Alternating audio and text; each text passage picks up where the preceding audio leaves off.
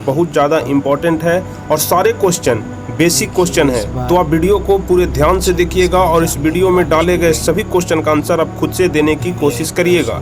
तो चलिए वीडियो को शुरू करते हैं और बारी बारी से हम लोग एक एक क्वेश्चन को देखेंगे। तो आप सभी लोग जल्दी से इस वीडियो को लाइक कर दीजिए। चैनल पर जो भी स्टूडेंट नए हैं वह चैनल को सब्सक्राइब करके बेल आइकन दबा देंगे ताकि आने वाले सभी वीडियो का नोटिफिकेशन सबसे पहले पहुंच सके। तो देखिए, सबसे पहला नंबर क्वेश्चन कह रहा है कि 625 के अभाज्य गुणनखंड में 5 का घात क्या होगा। 625 के अभाज्य गुणनखंड में 5 का घात क्या होगा। 5 का घात कहने का मतलब पावर होता है। जैसे अगर हम 5 के ऊपर में जो 5 लिखते हैं तो यहाँ पर 5 का घात 5 है, जिसको हम लोग 5 का पावर 5 भी बोलते हैं, तो इसी को घात बोला जाता है। तो 625 के अभाज्य गुणनखंड में 5 का घात कितना होगा। तो पहला का डी नंबर ऑप्शन सही हो जाएगा 4। 625 के अभाज्य गुणनखंड में 5 का घात कितना होगा, 4 होगा। अब कैसे होगा, जिसे आप देखिए, यदि हम लोग 5 का घात ऊपर में 4 देते हैं, इसका मतलब हुआ कि 5 गुने 5 मतलब 4 बार आपको 5 लिखना है। तो यदि 5 गुने 5 आप करिएगा तो 5 5 25, 25 5 25 से 125 और 125 गुने 5 करिएगा तो आपका 625 आ जाएगा। इसलिए 5 का घात कितना हो जाएगा, 4 हो जाएगा। तो पहला का डी नंबर ऑप्शन सही हो जाएगा, जो कि बिल्कुल आसान क्वेश्चन था। अब हम लोग देखेंगे दूसरा नंबर क्वेश्चन। 2 परिमेय संख्याओं के बीच परिमेय संख्या होती है।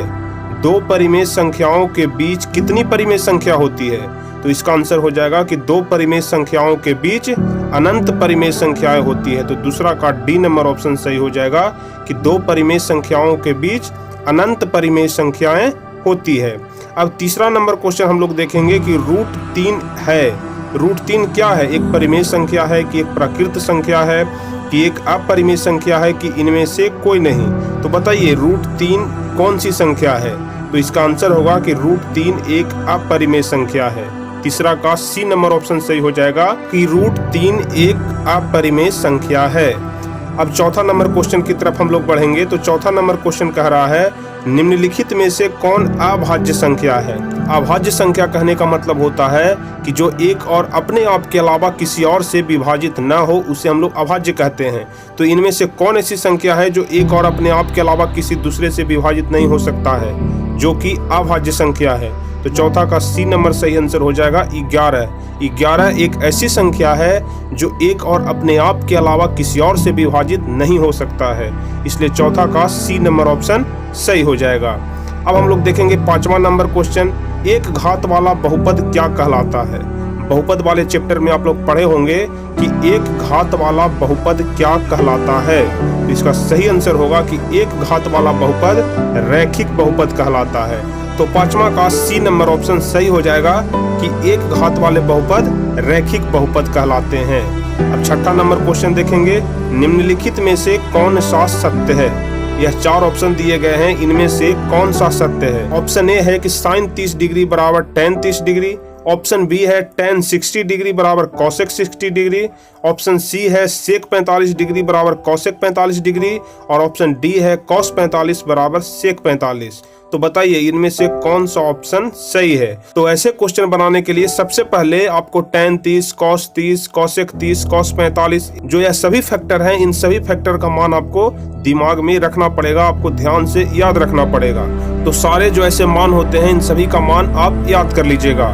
तो चलिए छठा का सही आंसर क्या हो जाएगा। तो हम आपको बता दें कि sec 45 और cosec 45 दोनों का मान सेम होता है। इसलिए छठा का सी नंबर ऑप्शन सही हो जाएगा।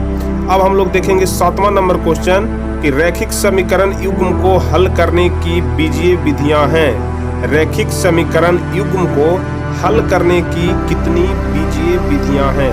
तो 7वां का बी नंबर ऑप्शन सही हो जाएगा 3। रैखिक समीकरण युग्म को हल करने की कुल 3 बीजीय विधियां हैं। तो 7वां का बी नंबर ऑप्शन सही हो जाएगा।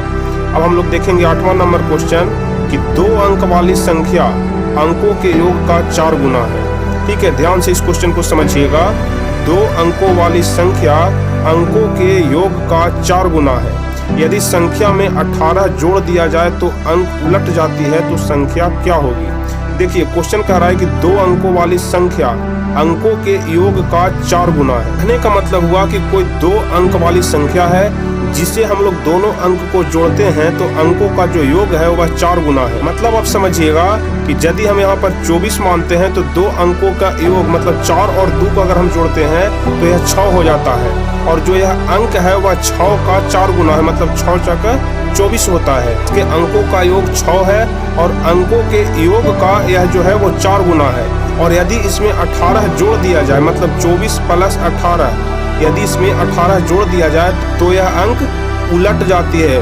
कहने का मतलब हुआ कि यदि अभी 24 है तो इसको यदि हम उल्टा कर देंगे तो यह कितना हो जाएगा, 42 हो जाएगा। तो बताइए कि वह संख्या कौन सी है। तो यह संख्या कौन सी है, 24 है। तो 8वां का बी नंबर ऑप्शन सही हो जाएगा। ध्यान से इस क्वेश्चन को आप समझ लीजिएगा। अब चलिए 9वां नंबर क्वेश्चन की तरफ हम लोग बढ़ेंगे। tan a बराबर कितना होगा, tan a का मान कितना होता है। तो आप हमेशा ध्यान रखिएगा कि tan a का मान